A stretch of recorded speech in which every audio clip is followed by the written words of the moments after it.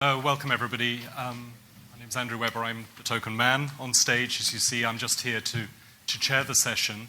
The session is called Making Waves, and it's about campaigning of different kinds. The object of campaigning is different in each case. We're going to have quite a range.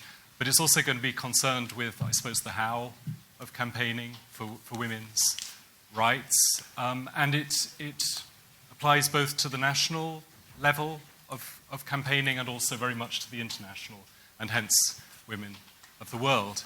I'm just going to introduce each of our speakers in their order of appearance along the row. We'll start with Natasha Walter.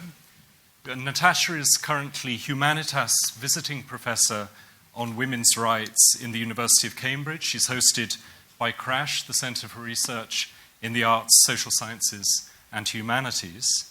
The Humanitas program is managed by the Weidenfeld-Hoffmann Trust, and the Women's Rights Professorship is made possible by the generous support of Mrs. Carol Saper.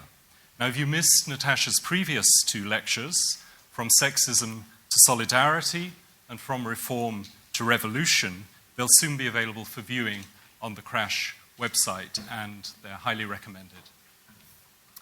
Now, Natasha read English here at Cambridge, and then went on to Harvard as a graduate student on a Frank Knox Fellowship.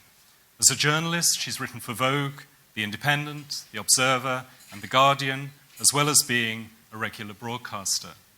In 1999, she was judged for the Booker Prize, and in 2013, for the Women's Prize for Fiction.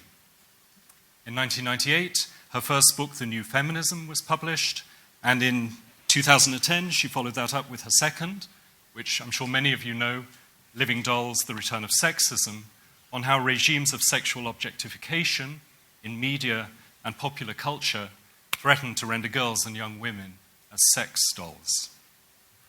Natasha's a passionate advocate for the rights of women and children who seek asylum in the UK. She was founded the charity Women for Refugee Women, which campaigns for the rights of refugee women. She's also co-written 2 reports on refugee women in the UK. In 2008, she also wrote the play Motherland, which was performed by Juliet Stevenson and Harriet Walter at the Young Vic Theatre, and helped to kickstart the campaign against the detention of children in the UK. Women for Refugee Women is currently campaigning to end the detention of women who seek asylum in the UK, and indeed in the last week you may have seen Natasha in the media commentating on the appalling conditions at Yarlswood. So Natasha will start with a 20-minute keynote. I'll just introduce the other speakers before Natasha speaks. Lucy Ann Holmes is a writer, an actress, and a campaigner. She's the author of a number of best-selling novels. I'm sure many of you know them. 50 Ways to Find a Lover, The Imperfect Girlfriend, Unlike a Virgin, and most recently, Just a Girl Standing in Front of a Boy. One of her Guardian blogs last year was titled Chick Lit, Hate the Term, Love the Genre, and asked how romantic comedy, genre fiction, focusing on the emotional lives of women, can also undertake some work of empowerment for feminism in its fourth wave. Lucy is also the founder of the No More Page 3 campaign, which has, of course, been very much in the news recently, achieving a large measure of success, and for which you should be very warmly congratulated. Not least, I have to say, success in raising awareness, really, around that key matter, how the kind of casual but also systematic sexual objectification that Page 3 stood for, but still somewhat stands for, I think. And that campaigning is going to be the focus of Lucy's talk today. Now, Rehab Jamil is a human rights activist and campaigner. Having trained in civil engineering in Libya, in 2008 she was awarded an MPhil in Engineering for Sustainable Development from the University of Cambridge.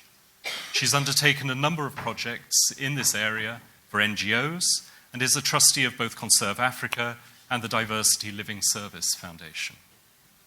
As a human rights campaigner, Rehab has worked to stop the detention of women, asylum seekers, and to achieve improvement in the asylum application process. And she's also been a prominent anti-FGM campaigner for over 10 years, working with organizations promoting the abolition of this practice in the UK. She raises awareness by facilitating workshops with child protection and health specialists, with community groups, organizations, and parent and child groups. And Rahab is going to talk to us today about her campaigning work in these areas.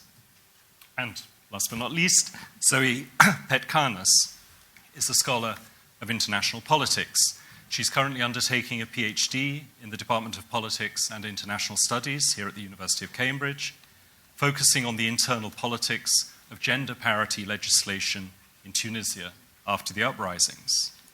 In 2012, she gained an MPhil in International Relations from Cambridge as the George Washington University's Bender Fellow.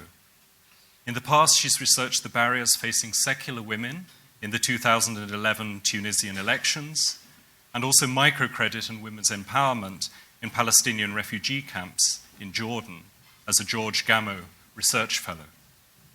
To give some sense of the range of her work, she recently published an article on gender and Tunisian television talk shows in the Journal of North African Studies. And today she's going to talk about campaigning in Tunisia. So we've got a really rich program ahead of us. I'm here also to do some timekeeping, but we're on time, which is great. And I'd like to hand over to Natasha for her keynote. Thank you so much, and thank you for that incredibly generous introduction. It's great to be here for this Cambridge WoW. I've been involved in the London WoW Festival since it started, and it's actually brilliant to see how it's spreading. And I suppose where I want to start is just by saying that this in itself, I think us being here in Cambridge WoW on International Women's Day is a sign of how things are changing. Because I remember only about sort of 7-8 years ago that International Women's Day was actually quite a niche thing. Not many people knew about International Women's Day.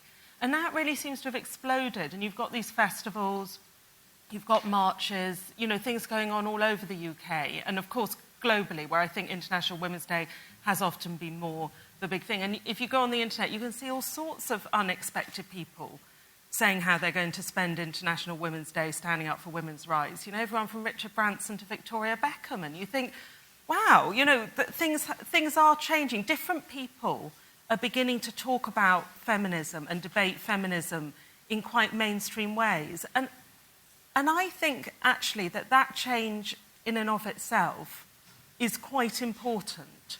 Although I don't want to overstate it, I know there's still so much to be done, but I just think this fact that we can see so many more people joining us to talk about feminism, to be interested in it, to want to get together, and people who are, in the mainstream known for other things as well, is really important. Because I remember when I was writing that book, Living Dolls, one of the things that really pushed me on, one of the reasons I really did want to write it, was because I just kept picking up on this sense of isolation.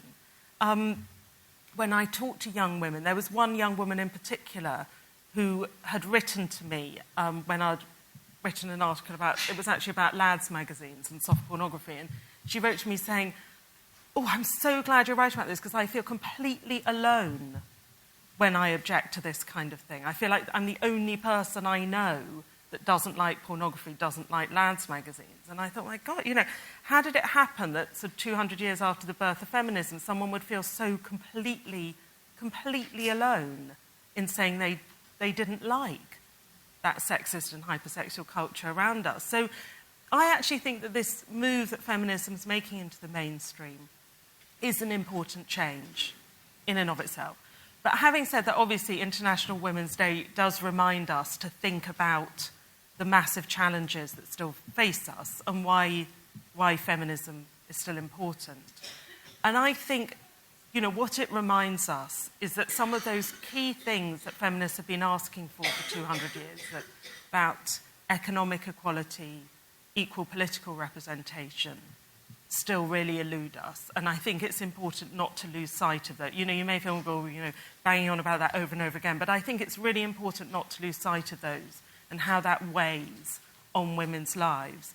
But I also think, and that's really what I wrote Living Dolls about, is it's important not to lose sight of the cultural sexism that can often look quite sort of trivial or you know, you often think it's just a personal experience, it's just an isolated experience, but in fact is instrumental in propping up that bigger inequality. And I think there's so much more awareness of that now over the last 5 years, and down to great campaigners, and I'm sure Lucy would talk more about that. There's so much more awareness of that now. And there's so much more awareness as well, I think, and discussion now, more than there has been in the past, of how that inequality and that cultural sexism is also interlinked with the violence that women experience, the violence and abuse that women experience. And I think it's important as well to remember that. I know that's often quite a hard issue to talk about, and these statistics are often sort of bandied around, you know, that about 80,000 women in England and Wales a year say that they experience rape, that there are only about 1,000 rape convictions despite all that violence. It's a really difficult subject to talk about because I think people are scared of falling into the trap. Are we saying that all men are violent, all men are rapists? Are we disregarding the fact that men can be victims too? But I think we shouldn't be scared of talking about it and bringing it forward because I think, you know, that pattern of violence, and I think we're becoming more aware of it in the UK. Many of the cases that have been opened up recently of historic sex abuse and the child sexual exploitation in cities across the UK are enlightening us to this again. And, of course, the global scale of violence. So there are these massive issues, huge. I've sort of painted this picture now, these kind of overwhelming injustices.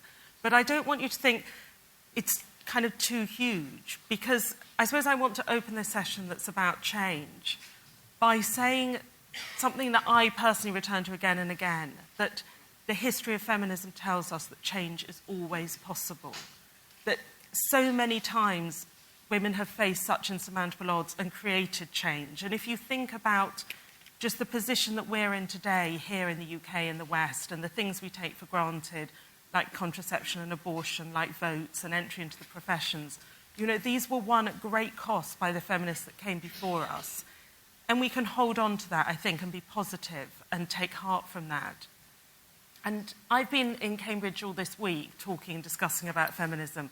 And it's interesting that one thing that I and people I talk to keep returning to when we're talking about change is the need to build more solidarity, to build more links between each other. Because I think it's hard to talk about solidarity at the moment. Because I think we're all so much more aware of everything that divides us. You know, and I think it's good that we are. I think it's good that we don't assume that the sort of my perspective as a white, middle-class, able-bodied, heterosexual woman, you know, is all of feminism. It isn't. It's just, you know, I just have a partial view. I'm just one person. And it's important that we're aware of all the differences and how how sexism intersects with racism and poverty. It's important. We must be aware of these things. But I think we shouldn't let those things divide us. I think there's a need for us to build links with each other and to be a bit kinder to each other, I think, at times. Because I've been really struck recently when I talk to other feminists, women and men who are working for change, how nervous they seem a lot of the time. I think women are often, I think, let's be honest about this, it can be quite scary standing up for feminism at the moment. You know, it's quite nerve-wracking sometimes for people in their personal circles, or if we have more sympathetic personal circles, it'd still be quite scary putting yourself out there in the age of social media when you feel attacked, you know, often in the line for quite vicious misogynistic attacks. And also, what can be sometimes more hurtful is attacks that come from what you thought was your side. You know, so I think we're often very scared of getting things wrong. And I would like to just say a few words in favour of making mistakes, basically, in our journey to create change. That saying, you know, people who don't make mistakes don't make anything, is something that I have to repeat to myself an awful lot. Because, I mean, I've made a really big mistake in my feminism, and I've got a book to show for it. Because in the New Feminism, I still hold by almost everything I wrote in the New Feminism, but I did say in that book, which I published in 1998, that I thought that basically we should just concentrate on political and economic empowerment. And the arguments have basically been won. And it was about putting these things into practice and not getting too hung up on all these, the cultural sexism stuff and not worrying too much about things like pornography in page 3. And then when that was published, I was sort of, well, come on then, political and economic equality, come on then. Where is it? And I realised, I had to go through quite a journey of realising how cultural sexism is still so embedded in people's minds and attitudes, and how there's so much work to be done in shifting attitudes, often at quite a basic level, before we can get to equality. And so I had to say, I think I was wrong. And I think, though, if we look at, I don't know who you admire, and it would be nice to talk about, in terms of feminist activists and writers, but if you look at their work, so often the great feminist writers, a lot of them did get things wrong, or they missed things out. And we can get hung up on that and say, why didn't Mary Wollstonecraft talk more about class and get interested in poor women? Or, why did Germaine Greer say something really silly once about FGM? Or, why does Beyoncé talk about feminism but still go on posing in her pants? Or why doesn't Lena Dunham put more black people in her shows? Or whatever it is, and all these fair criticisms. And I'm not saying that everyone should just get a free pass. It's worth having these criticisms, these discussions.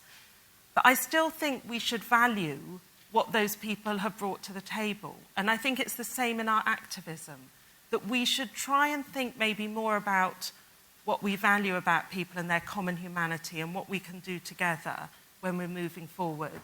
And maybe think a bit less sometimes about what divides us and what other women are getting wrong. Because, we're living in this unequal, unjust world, and it's muddy and it's difficult and it's problematic, and we're inside it. We're not standing outside like sort of goddesses on a hilltop looking down on it. We're inside it, and we're going to be making mistakes as we go on. But this International Women's Day, with this wonderful panel who, are active in so many different ways, I'd just like to make a bid for solidarity, because I think that's a building block of creating change. I set up Women for Refugee Women, and we work with women who are very different from me. And I don't want for an instant to raise their differences. Every week at Women for Refugee Women, about 60 women come along to the office and have English classes and do other activities. And they have so many differences, and they face many disadvantages that I have no personal experience of, as women of colour, as survivors of violence, as women who've crossed borders, as women without papers, as women who've experienced detention, as women who are living in poverty. And I don't want to minimise any of those differences. But I just want to say that what we concentrate on is trying to build a sort of the common ground that we can stand on and work together on this. And I don't want to sort of go on too long, but I'd just like to, because this session's all about making change, to say a little bit about the ways we work at Women for Refugee Women. And Rahab, who's involved in one of our grassroots groups, will, I know, say more. But just to give a little bit of an overview, because I think whenever we try and map, at the moment at Women for Refugee Women, we're campaigning, against the detention of women who seek asylum, who are locked up in Yarlswood Detention Centre, because these are women who've come to this country seeking protection, asking for asylum. The majority of them are survivors of violence, sexual violence and torture in their home countries. And their detention is completely unnecessary. Their asylum claims could be considered while they live in the community, and it's very distressing to them. So we want to get this specific policy change.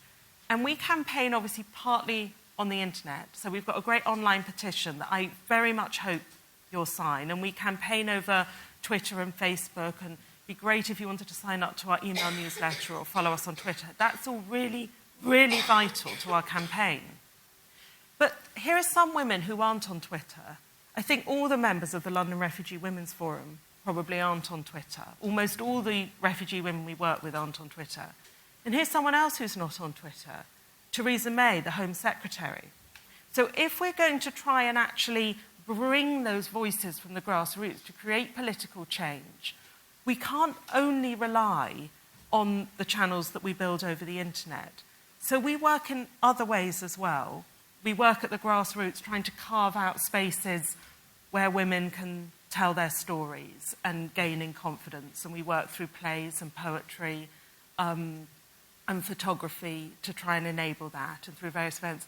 We also work with that very old-fashioned thing, street protest. So we've done a protest outside the Home Office, which was quite enlivening and empowering.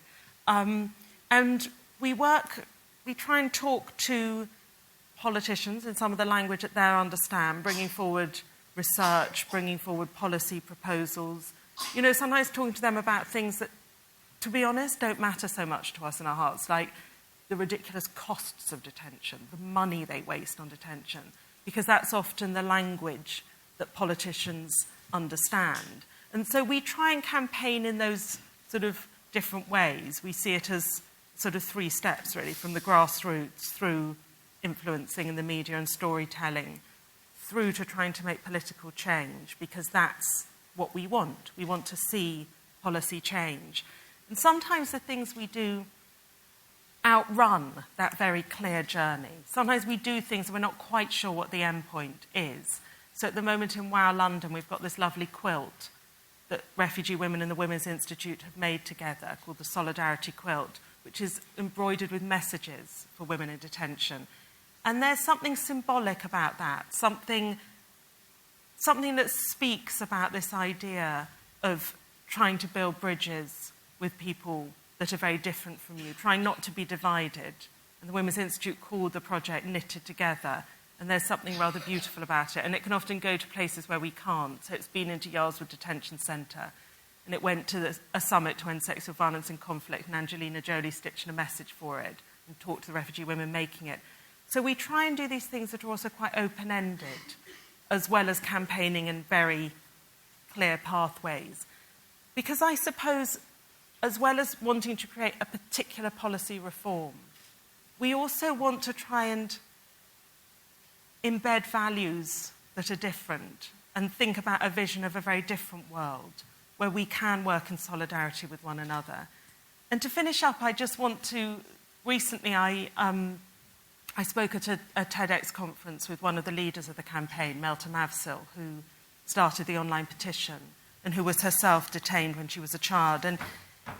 And she finished up her talk saying, "You may look at me and think I'm just an asylum seeker, just a refugee, just a migrant, but I'm a woman just like you. I have the same dreams and the same desires." When she talked about sameness, I don't think she meant identical. I don't think she wanted to erase the differences, but I think she was making a powerful statement that we shouldn't see migrant women as a faceless mass, but recognise their individuality. Because feminism can only really be true, I think, to the original vision of feminism if we can recognise what we share right across borders and classes and try and really join hands, I suppose, to try and create a different world. Thank you.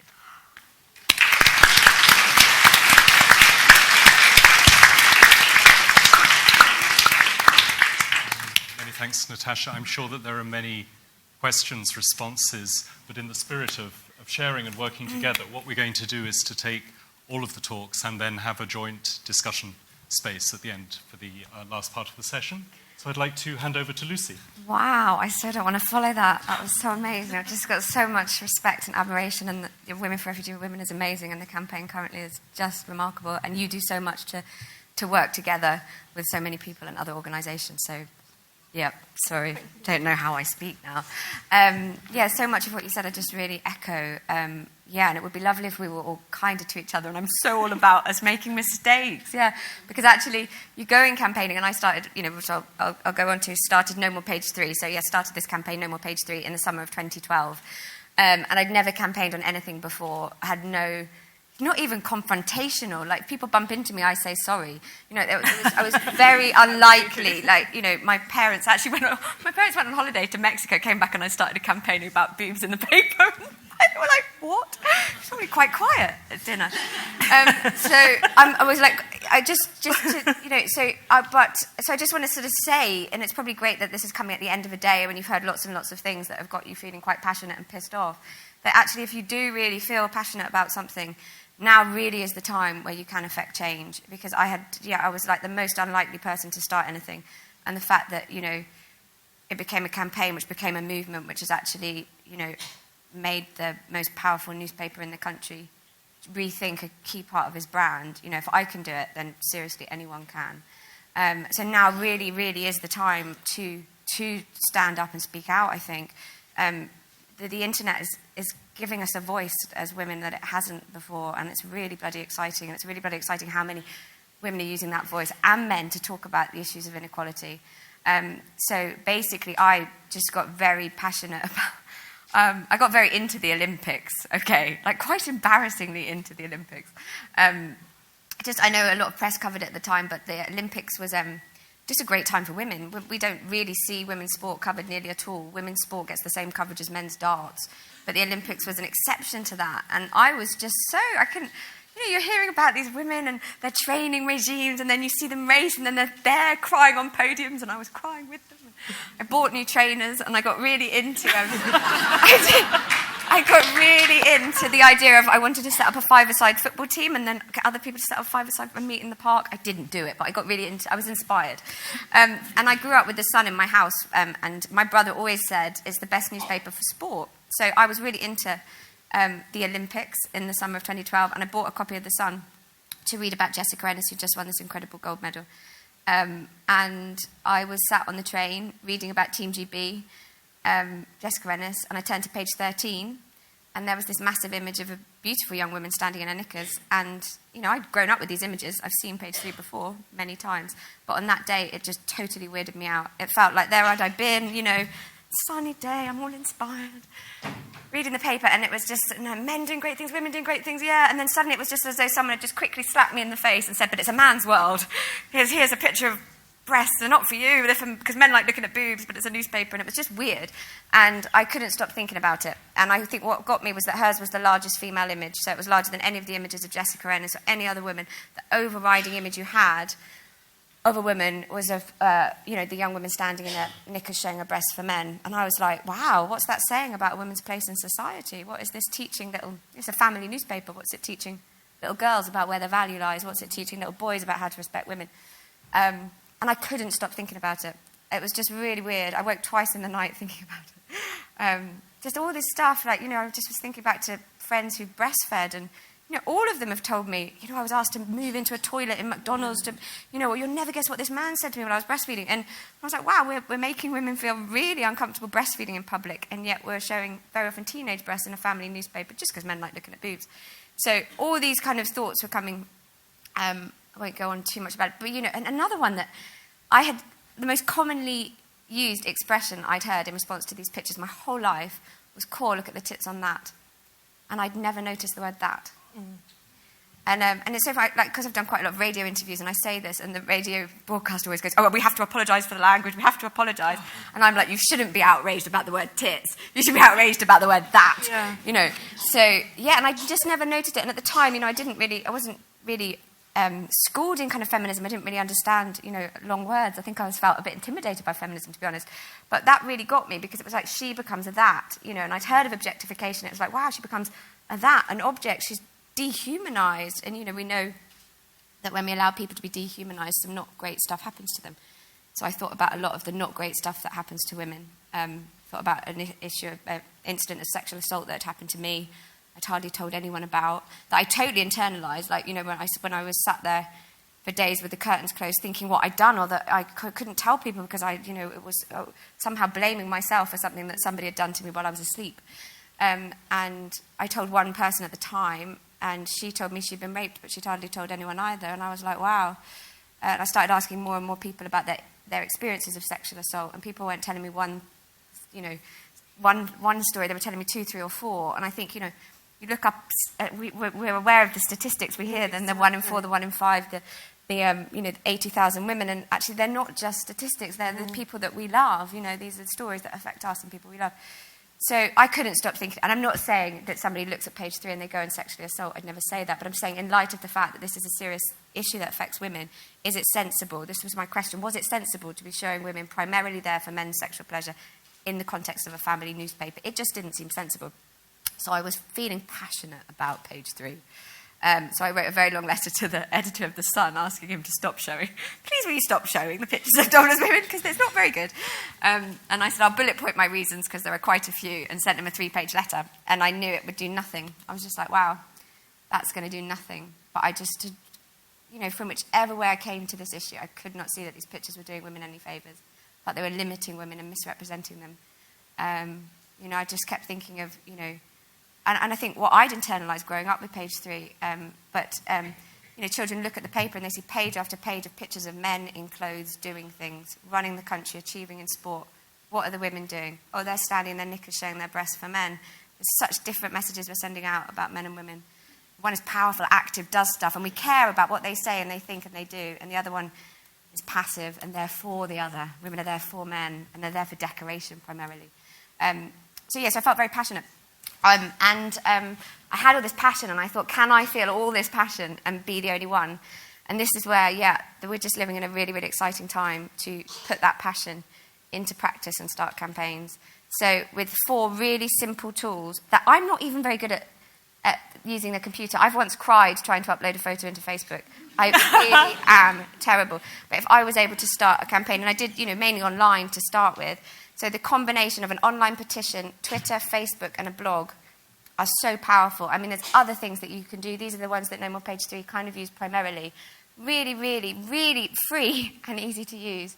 So an online petition became for us a bit of the heart of the campaign. I think we had over 240,000 signatures at the end, was at the moment, but at the end, yeah. But it just becomes a really great visual tally to see the support coming. And one really, really useful function of this online petition is that you can email everybody who's signed it. So it becomes this just incredibly valuable database. So that was the start. And then obviously you start an online petition, but how do you share it beyond your networks? Twitter. Everyone's available on Twitter. You can tweet Natasha Walter, you can tweet David Cameron, you won't get a response, but you can try. Caitlin Moran, you can tweet Rape Crisis, you can tweet people who you think will be sympathetic. And they might well, and some of them will, RT you, respond to you, to help spread it. Twitter was just incredible for reaching people in the early days. Facebook is slower, took longer to grow a community on Facebook, but the community that you grow there is really strong. And actually, more signatures came to the petition through Facebook than anything else, because people share stuff, and it sits there on timelines and on pages for longer, whereas Twitter's it's just so quick, isn't it? So Facebook was great. And a blog, they're so easy, these things. And so one really powerful thing that we used with the blog that, actually I was thinking about talking about this to you, because I think was we'd had a politician's letter. So we were appealing to the editor to just say, please stop doing it. We weren't saying to, David Cameron, make it illegal. There was no... But actually it was really interesting that politicians wanted to lend support. I went on Women's Hour in the early stages of the campaign, and afterwards, Theresa Pearce, who's a Labour MP for Erith, got in touch with me and just said, I remember Claire Short standing up about this. What can I do? Is there anything I can do to help? And she was amazing. Just down to, she lent us her husband's home studio recording to record a song, really picking me up from the station, and the singer had children and helping out, look after. I mean, it was amazing. She just went above and beyond what she needed to do to help. And that was again and again, there were some really, really great politicians. But one thing we did this is how, the internet does offer these incredible tools. We on a blog, we wrote a letter, a politician's letter, and we just wrote this letter saying, Dear the editor of The Sun, we are MPs, we are elected by the people. We cannot remain silent in the presence of a page which limits and misrepresents half the population. So we're just writing this letter on a blog. And then we thought we'd try and get MPs to add their names to it. It's just a page on a blog. It's free, it exists in this weird internet world. But then what would happen is, constituents would tweet to their MPs or email them, and it became this really powerful document of support. So we had 160 cross-party MPs, we had MEPs, we had the Scottish Parliament eventually came out and fully supported us, so did the Welsh Assembly. So just, it's just this simple page on a blog, becomes this really powerful document of support. So I really feel, I think that's probably 10 minutes, so I should stop talking, but just to say, it is an exciting time, and like you said, you know, I know this year there were so many things going on in International Women's Day. It was schools and universities and events, and there's just so many people. We're getting confidence by these communities that are forming. And yes, they may be forming online, but then then we're meeting each other face to face and hugging, and, you know, and it's really great when we come to these sort of events, and then we do protests on the street. So now really is the time. And if I can help in any way, if anyone's got a burning idea for a campaign that they need any help, then grab me at the end, or I'll give you my contacts. Okay, thank you. Brilliant.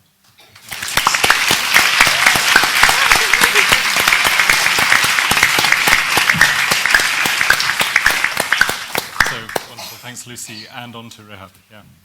Oh, hello, everyone.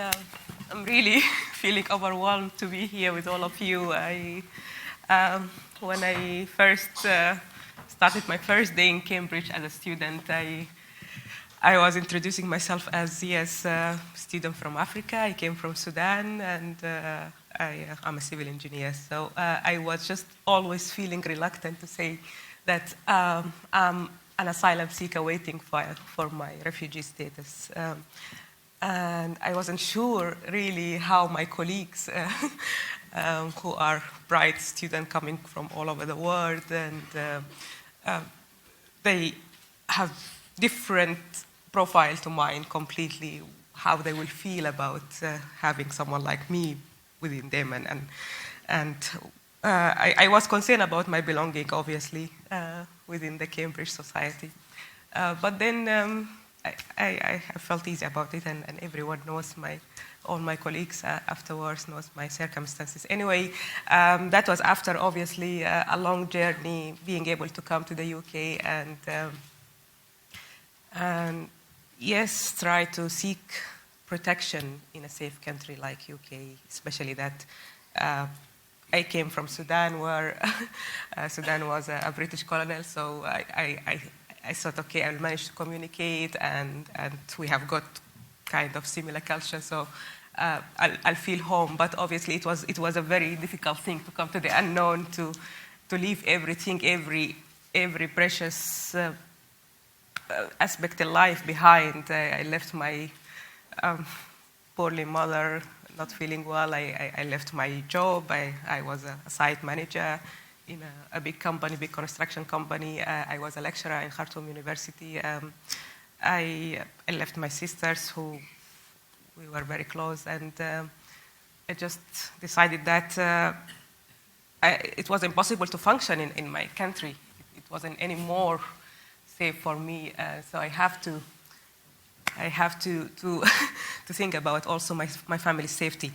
Since I came to the UK, I managed to get contact with the Sudanese human rights organization, and I started meeting some people from the Red Cross and other women organizations like Women Asylum Aid, and I have been trying my best to continue my campaign, which I started in Sudan, to raise awareness among Sudanese students, female students and women, for their rights, especially standing against a very inhuman act like FGM, which has been for really hundreds of years practiced in a very high scale in Sudan, and have been a survivor of FGM, and I know how it means for a little girl to feel that she cannot be a part of the society unless she go through such a trauma. It was just very painful, and yes, it was a difficult journey in Sudan, campaigning for women rights and for child rights, and I faced lots of difficulties. Then, yes, I was trying my best to continue campaigning and doing things, but I was feeling there is something missing. I was feeling that I need to feel the solidarity of more women like me, and I have been very fortunate. One day I received an email telling me that there is a professional campaigning course that was run by Women for Refugee Women in collaboration with the Refugee Council. And then I just felt, yes, it seems that's now exactly where I wanted to go. And I joined a small group of women. It's not actually small. We were around 20 I think at least 20 women in the beginning joined the course, and it has been just a fantastic few days that we spent trained intensively to learn the right techniques of how to campaign and to stand for your campaign. And I really need to use this opportunity to thank Natasha and Women for Refugee Women. It has been just their support and their caring. They make us all just feel home whenever we are in Women for Refugee Women meeting room. They are just eating together, drinking together, and sharing our stories and just planning and structuring our campaign and grassroots work. It's amazing. We were just feeling really home. We were feeling very safe and secure. We were feeling that, yes, now we can just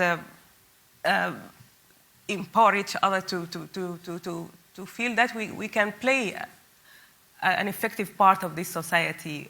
Yes, it's true that actually we are asylum seekers, and maybe in a way that there is a stigma around it's a fact now that there is kind of misunderstanding of what asylum seeker coming to do in the UK.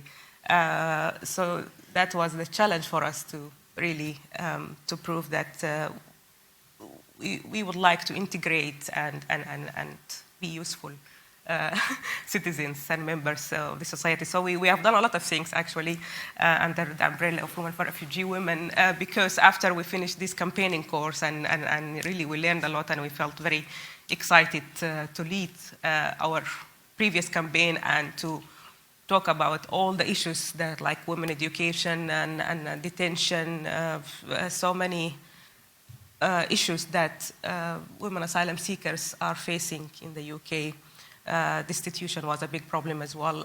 So we decided to establish and set up a forum so we can continue our journey together, this group of women asylum seekers and also refugees. And since then, actually, we did a structured work because we had the support of Women for Refugee Women team, Natasha, Sophie, Marshu, the grassroots coordinator. They were all wonderful women, and they were just supporting us all the way. So we did a film to talk about our stories and share our stories and highlight very emotional part of our stories that people doesn't know about it. And also we have been sitting together, as Natasha said, and do this therapeutical work of knitting, which every one of us has just thoroughly enjoyed. And when we finish, we complete this quilt, and we just view it there in the summit. And we found everyone is coming and writing inspiring messages for us. We just felt so emotional, and most of us, we were just on tears, and we felt yes, there is people who can hear us and hear our voices, and the wonderful thing that there was few of these women, this group, that they were not even able to speak one or two words in English, and then after being together for this time and getting the help from Natasha to learn English, they started even to write pieces of this poet and to talk about their experience. And it's just one of them, she told me, yes, biggest, she's a mother, and she never talked English in her life. She never went to school, and now she can speak in public. She can go to the House of Commons and she can express her view, and MPs will listen to her. Just incredible. That also just 10 days ago we have been to the House of Lords, where there are very powerful figures like Helena Kennedy, Ruth Lester, and also people like John Beckwell have been advocating for the women who are facing detention and what they are facing there, and calling for a more dignified asylum seekers process. Women detention is just something really horrific, and they just when someone feel that she or he in prison and they don't know what's the crime, what crime they have done, so they have been in this trauma, even that they escaped trauma like sexual violence, rape, and all sorts of tragic traumas. So all I wanted to say is that campaigning for us is just our life, and women are wonderful, and I'm so happy that to have the opportunity to say this in the International Women of the Day. Thank you so much.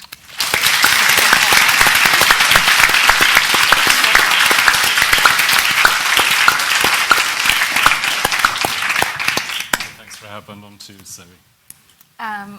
Well, I'm so happy and honored to be sharing the stage with all of you and to be surrounded by feminists all around, which, Lord knows, doesn't happen as much as I wish it would, and to be a part of this wonderful event.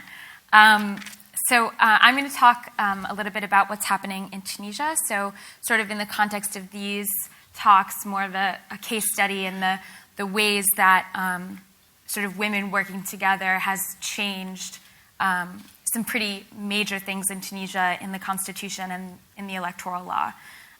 So, you know, talking about making waves, these women have definitely made a lot of waves.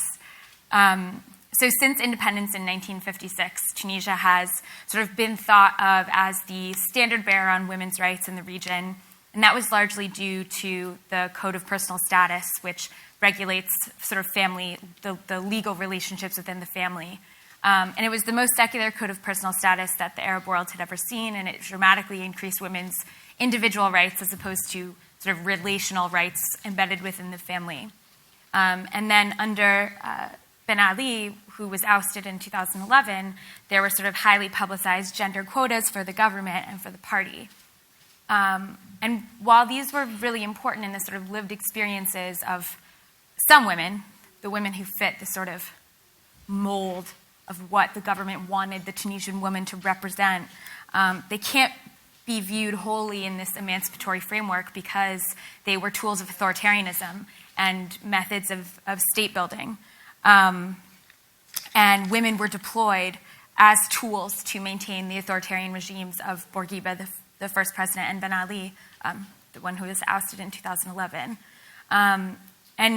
And the way that they were that happened is that, under these policies, the state was able to incorporate women into the state on the state's terms, make them reliant on the state for their rights, and also deploy them, and particularly their bodies, as repositories for cultural and political identity.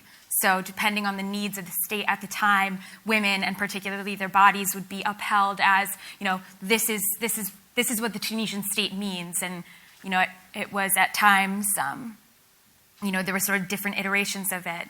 But under Ben Ali, it was about capturing the sort of modernity of the Tunisian state and the emancipated Tunisian woman, but it was in service of authoritarianism.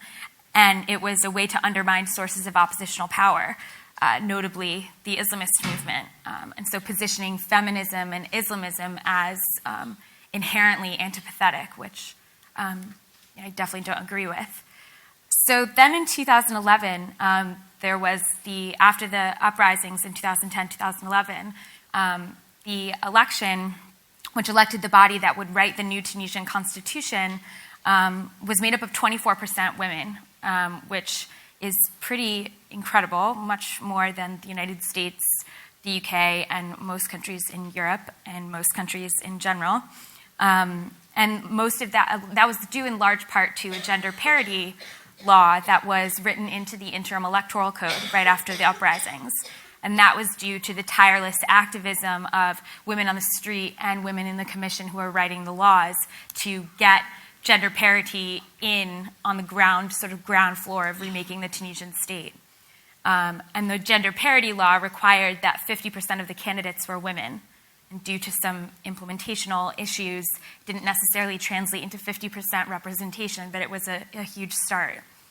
And while they were writing the Constitution, this group, around 50% of the women in the Constituent Assembly, worked together to form this sort of secret parliamentary group, women from all political parties and all political backgrounds, from the Islamist party, from the secular parties, worked together in secret across the 3-year constitutional period, and in secret because it would have been too political to publicize what they were doing and how they were working together. But what they managed to accomplish was incredibly dramatic. Firstly, every time the word citizen appears in the Tunisian constitution, which was finalized in January of 2014, it's both the female and the male form. So, in America, all men are created equal. Great. It's clearly a problem within that linguistic construction. But in the Tunisian constitution, it's explicitly affirmed every time the word citizen appears in the Constitution. And gender equality specifically is affirmed in more general clauses about equality and equality of opportunity and discrimination, etc. And so it's both implicit and explicit. But then, most importantly, right before the Constitution was passed, and this is this sort of culmination of this group of women who were working together in the parliament, they constitutionalized gender parity in all elected councils, which is pretty expansive and pretty radical, and makes the Tunisian constitution much more progressive than many constitutions. And they also constitutionalized the state's attempt, the state to eliminate violence against women. And so what I think is really notable about this story, which is a largely untold story, so hopefully I'm going to tell that story in my PhD, but it's a largely untold story, and I think what's so remarkable about it is this prioritization, this commitment to women's rights and to political representation and equal political representation, in which gender identity sort of superseded political ideology and political allegiances. And regardless of where these women were on the political spectrum, which ranged from communist to Islamist, to sort of secular liberal, to capitalist secular, to, everything.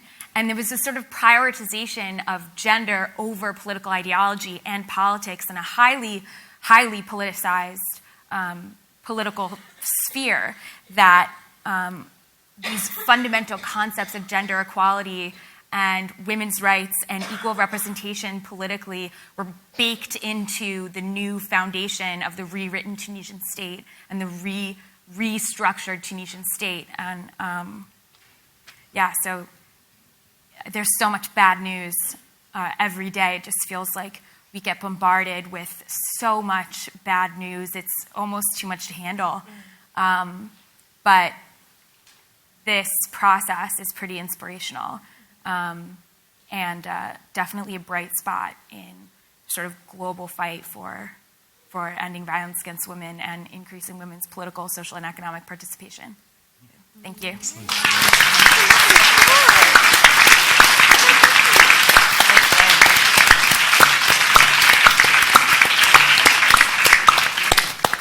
Let's hear wows from the audience, literal wows. So at this point, we're open for discussion. There's, I think, a roving mic. So could you, if you have a question or a response, if you could put your hand up and the mic will come to you. If you could wait until the mic comes to you, that would be great. And of course, responses to any of our 4 speakers.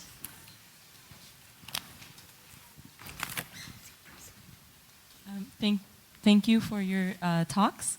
I have a quick question. It was a great last talk. All of the talks were great. You brought up a very interesting question, which is how global feminism, or feminism in general, can be co-opted by authoritarian forces. For example, the authoritarian state in Tunisia. So for all of the panelists, how do we make sure that that doesn't happen? It's a great question. Since I talked about this, I'm just going to say one thing. I think working as a white woman from America, which has a great track record, in the Middle East and North Africa, feminism has so often been used to justify colonialism and imperialism and violence. And, when there was the British movement to save the Egyptian women from the Arab men and take off the hijab, women didn't have the right to vote in Britain. So that's a really important question, especially for people, like myself, who have an enormous platform to talk about these things, and having the weight of the University of Cambridge behind me is, an incredible luxury. But I think that's a really, really important question, and I'm really interested to hear you guys talk about it. I think it's a really important question as well, and I think it's hard for all of us who are working for political reforms. So we're necessarily forming alliances with the existing states and structures. How far you feel, what's that balance between it being co-opted and getting the win that you want? But that's why I think it's just really important for us to work at the grassroots as well as talking to the politicians, so that we can stay as true as possible to what people are saying, what people are bringing forward. And that's why I suppose I touched in quite a quick and sort of vague way, because I thought, it might sort of go beyond the remit of this talk, about how even in the work we do at Women for Refugee Women, where we're running a specific campaign for policy reform, we try and embed the values that we believe sort of go beyond that. Values about cooperation, conversation, speaking across border, and these aren't going to be embedded anytime soon, I think, within our existing states. But I think it's about staying true to your bigger vision. I really hear what you're saying about how feminism has been co-opted. And I visited Afghanistan a few times for The Guardian in 2001, 2004, and saw how Westerners were sort of going in with this narrative about how we're going to transform things for Afghan women. And my God, there was such hunger from the Afghan women I met. Their desire for change and for rights wasn't being brought in by Westerners. They'd been fighting, and they were going to go on fighting. And then so sad to see those hopes disintegrate, and how disastrous in the end a lot of that intervention has become. So I think it's really salutary that those sort of top-down solutions, and when those semi-colonialist and neoliberal solutions that are brought into other states are not going to create, I feel, the solutions that we want, the long-lasting solutions about equality and justice. But, I still think there's hope if we can support what's going on in civil society across borders. Okay. Other questions? This one there. Another movement gathering pace at the moment is the environmental movement or sustainable development movement, and many people would see the role of embedding feminine values into all layers of our society as a massive aspect that can bring forward some real significant changes and developments on the environmental movement. So I'm just wondering if any of the panel are seeing some coordination between the feminist and the environmental activist movement, and what more we can do in that area, really. Rahab, I think that's your... Yeah, sure, actually, yes, it's a fantastic question, actually. Yes, it's a very deep question, because obviously sustainability is based on three pillars: on the environmental side, on the social side, and as well as the economical life. And then from there, that working within community, we always can recognize the role of the woman in creating the change. I have been actually involved in some projects with the charity Conserve Africa, and we started with South Sudan as the newest country of the world. And we decided that to organize workshops to go and raise awareness amongst Southern Sudanese women for the implication of climate change on their lives and their children's life. And as soon as I have been there in Juba, and I started going to some rural area around the city and speak to these people, I just felt, yes, the willingness that they felt that they can understand that, yes, there is a lot of environmental issues and problems, and And now they moved from Khartoum, from North Sudan to South Sudan to a part which is still really not developed. So they felt very excited that they can play a role in this. And right now, actually, there is an association, Development and Welfare Association, that we managed to establish in South Sudan, and they are working on environmental solutions, but unfortunately the political conflict is quite tragic in South Sudan and preventing them of spreading the word. So I do believe in the role of women in the sustainable development movement in the world, and through also a lot of interviews and questionnaires that we have the opportunity to conduct within some layers of the society, we felt that the highest scale of responses were from women respondents who had just come with a lot of creative ideas of just simple ideas of how to be green and sustainable at home. And I had the opportunity to implement some of these ideas to create some policies for the charitable sector. Yes, it's a big campaign, and we have to work in solidarity. Yeah, Natasha has been inspiring me when she was talking about solidarity and sexism, and just nothing.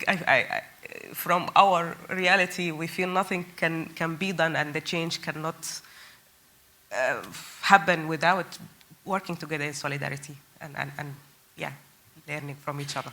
And can I just add one really concrete thing that Women for Refugee Women, we were really pleased when the Green Party women invited us to address their last conference, and then the Green Party passed a resolution against the detention of refugee women. So I know that's a really sort of specific little alliance, but it's sometimes nice to think about, one sort of kind of small concrete thing, because obviously, like Rahab was saying, it's, we have to build these alliances, and obviously there's so much common cause between feminism and environmentalism, but it's also nice just to see it sort of happening in quite a small way. The Green Party welcoming a group of refugee women to talk about their experiences, and the conference was great. Yeah, that was a fantastic experience, actually, going to take part in the Labour conference. Oh, yes, and you went to the Labour Party conference as well.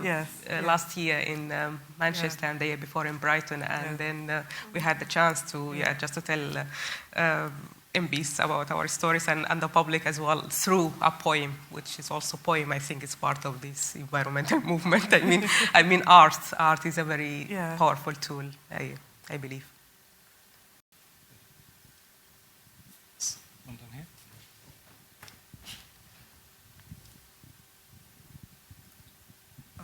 Well, thank you very much. It was really interesting. I have a little bit of a polemical question, no? Because basically I would like to know, what do you think of the movie 50 Shades of Grey?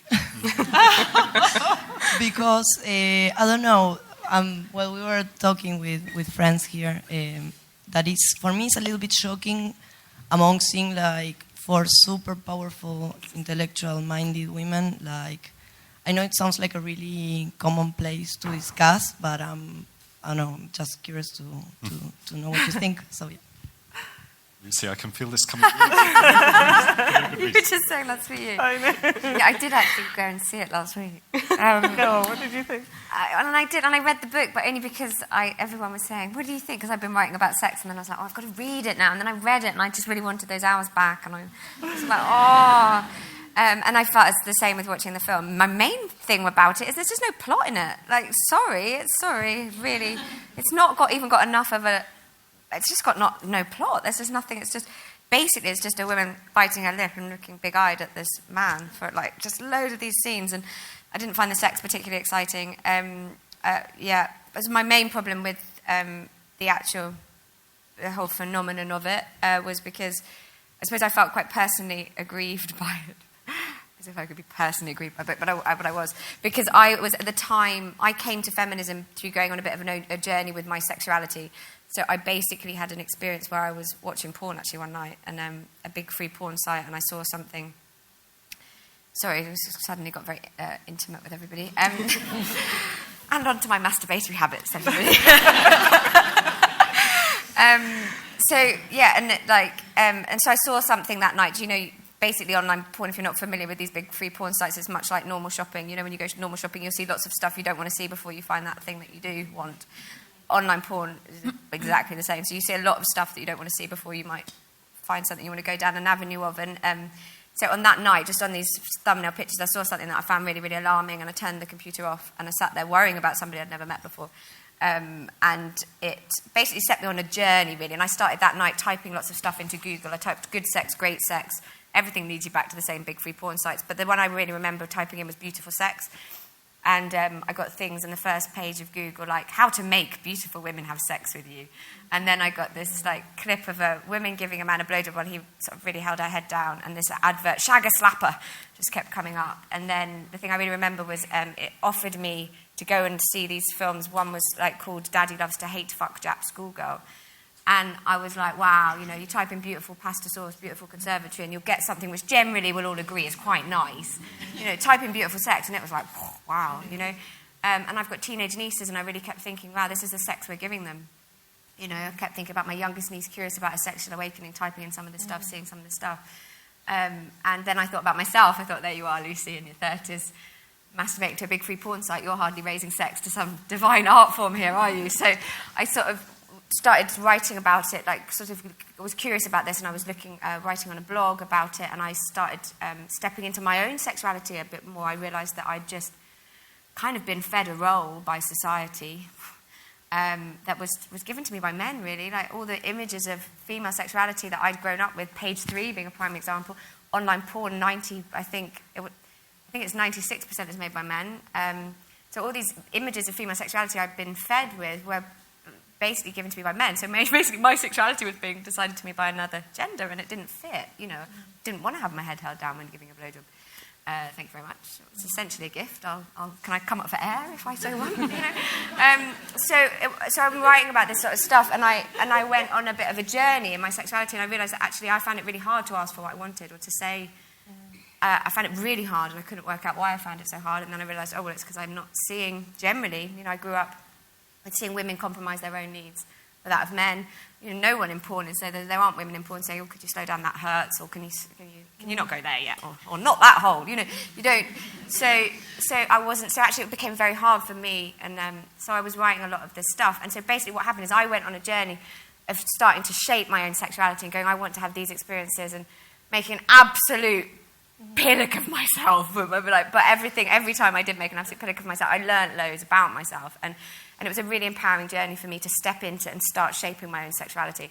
So I'm going through this thing of going, wow, you know, I'm really learning to be able to state what I want, and that was really empowering. And then lo and behold, there's a bloody phenomena of 50 Shades of Grey, which is like a young virgin getting asked to sign a contract where she hands over, and I was like, oh, that's all we need. Do you know what I mean? I was like, I've just unpicked, like, I just felt like I'd unpicked loads of messages that society had given me in order to find my voice in this, and I was like, oh, wow, it was so interesting that was the thing. So there's so much in that film that is straight to penetration sex. She doesn't have an orgasm. I've seen the film. She doesn't have an orgasm. This is supposed to be about female sexual pleasure. She doesn't seem to have an orgasm. So, yeah, so don't get me started on it, really. I've got a few issues.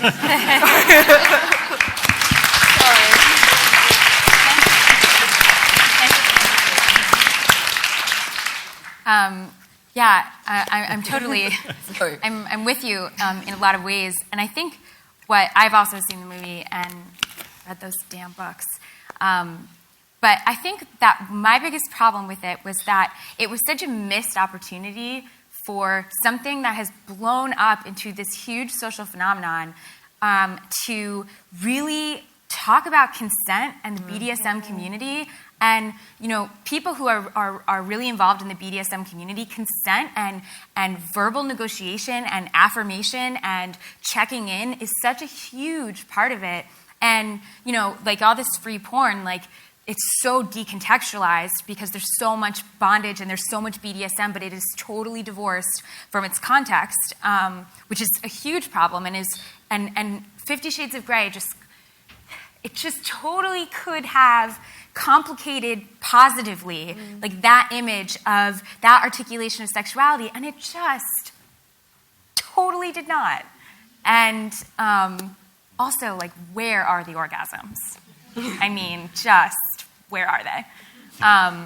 So, yeah, I just want to add that. I totally agree with what you said about the BDSM community is so into consent about it. It's amazing. It's explicit and it's nuanced and it's so about enthusiastic consent. And, you know, apparently, like, Christian Grey is a mind reader. You know, like, apparently he has some, like, you know, whatever thing going on. And that's just a really dangerous idea. Especially, we're fighting such a battle about consent. Like, we are fighting such a battle. And but just slightly to play devil's advocate here, I actually think some of the debate that's erupted around the film has been really, really great. Because I think we've heard quite a lot of these debates in the newspapers and on the social media. And so I think that's actually quite good. And that we're having those debates, and it is a female writer, don't forget, and it's a female director who's made the film. But we're able to have that discussion about what good sex looks like to us. Yep. And I think that almost anyone who's been into the book or has been into the film is also aware of this dissent and people saying, you know, where is the consent and where is the pleasure? I don't know. So I think that's good, whereas I think there's still a huge, huge problem about pornography, about the rest of pornography, that when people talk about it, they're still afraid to say, I think often, I don't like it, you know, and where is the consent?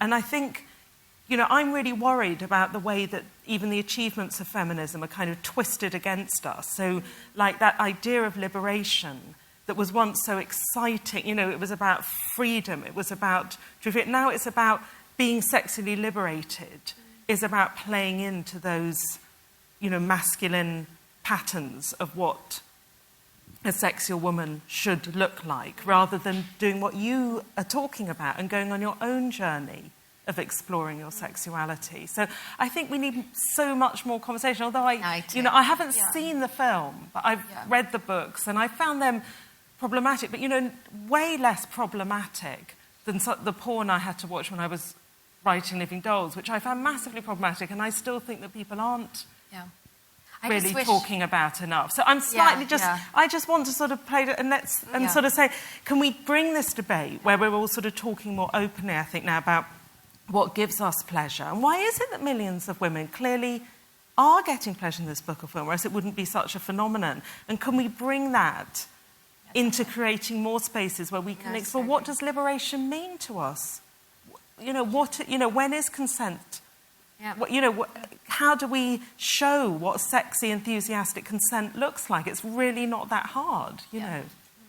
If I can just say something quick, it's not, maybe it might not be that relevant, but just to express how much I'm enjoying this debate, because I come from from cultures where I was raised in Libya in North Africa, and then I was born in Sudan, and also I grew up in Sudan, and I come from these cultures where we're talking about sexual life and sex and these natural issues is a taboo. No one even can discuss it this way. And this was one of the conflicts which people like me who are fighting for women's rights have been facing, because it's just even the problem of FGM is mainly actually have been created through the idea of that this is the only way to protect girls from being exposed to sex and to protect the family honor. So it's just fantastic to feel that now you have living in a free country and you can express your views on every issues that touch our life. Yeah. Thanks very much, Rahab. I think we've time for one more. Did I see a hand over there somewhere? There's a man up there. Sorry, I can't see. There's a very keen man to your right. Yeah. Right, okay. Very patiently. Hi there. Anthony Carpenter. I'm a community activist, but I also used to work in the civil service. And Lucy, we keep in touch via on Twitter via Puffles and now on page 3. The monologue you just did, I just thought was absolutely brilliant, and I really hope that you'll be able to put that on YouTube, because I thought it was really, really powerful. 20 years ago, when I was going clubbing up the junction, just to follow on from the final point, when I was having sex education in one of the local schools here, we were using materials where we were not allowed to see photographic images of the male and the female body parts. And I think in the 20 years from there, the conversation 20 years ago that we're having here, 20 years ago we wouldn't have been able to have had it in Cambridge, not at all. The culture in this city was that repressed. It really was. And I think we've come really, really far.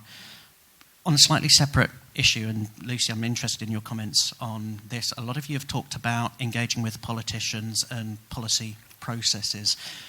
Given that we've got a general election coming up, just as an aside, how many of you in this audience have contacted your local MP or local councillors on anything? Just a show of hands. So hardly any of us. So, Lucy, Yeah, it's not bad. It's not bad. any recommendations between now and the general election for everyone in this audience, based on what you've learnt in your campaigns in terms of how to influence the politicians? Thank you. Or indeed anyone on the panel. Or anyone on the panel, yeah. Is this me? Yes. So, recommendations for how to engage with your MPs? Just politicians generally. Yeah.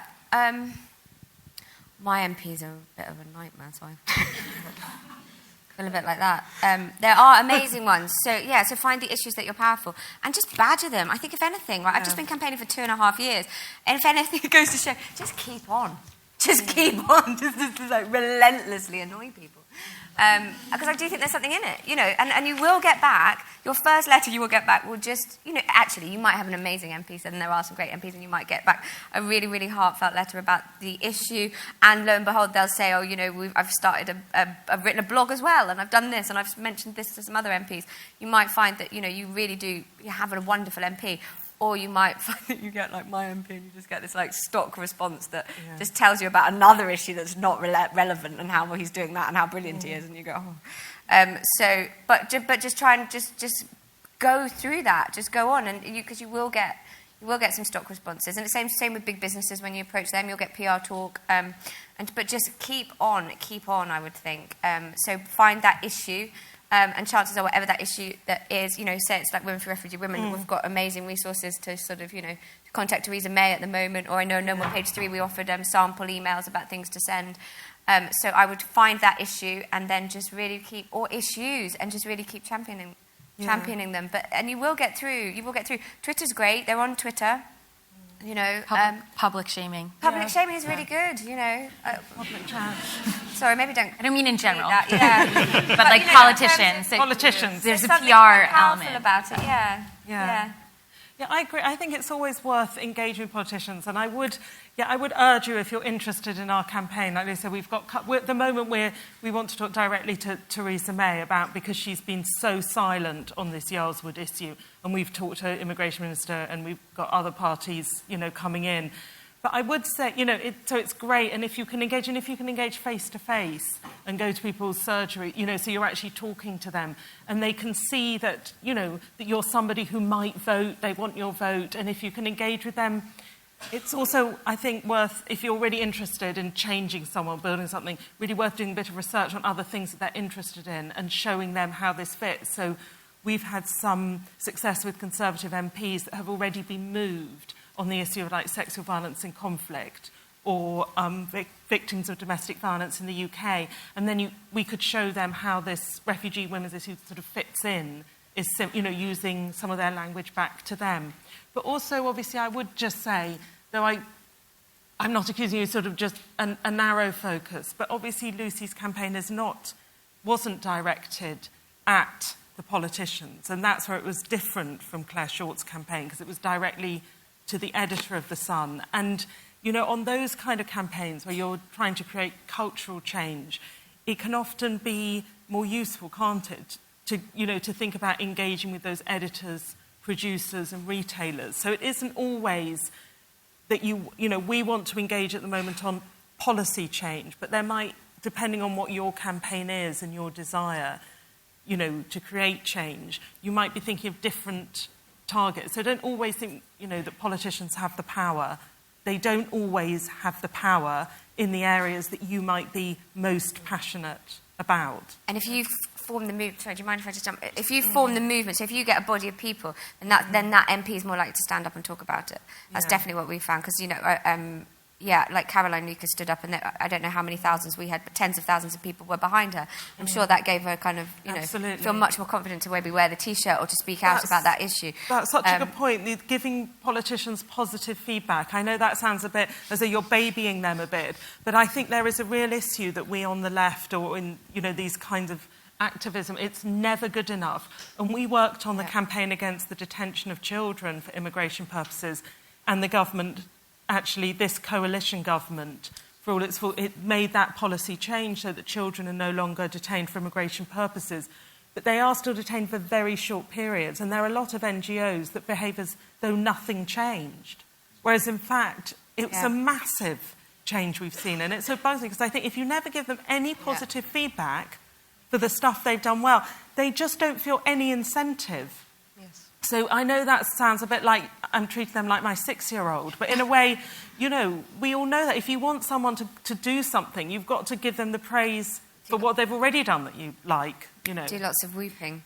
Yeah. Can I just say one other thing about this? It's just like, if you are, so rather than just go, right, I'm really passionate about this issue, I'm going to write this amazing letter to my MP, and no one would see that. You might have a blog, post that on your blog, and tweet it to, you know, whatever the organisation is. Because we're collecting what people are telling us and saying then it becomes really powerful, and other people read it, they get inspired, they cut and paste bits of it. Because that was so amazing for us. So many people would send us the letters, or they'd copy us into the letters that they were sending their MPs. So we'd see these letters, and it got to the point where it was like these genius letter writers. So we started a group called Letter Writing Lobbyists, and they had their own secret group on Facebook, and then they got together and they were like, who should we lobby next? And so it became this really powerful thing. So share that. So anything you do, share it. Stop now. It's time to stop. Oh, sorry. And unfortunately, it's been a great session, fantastic discussion. It could go on all day, all night. But thanks very much to all of our panelists.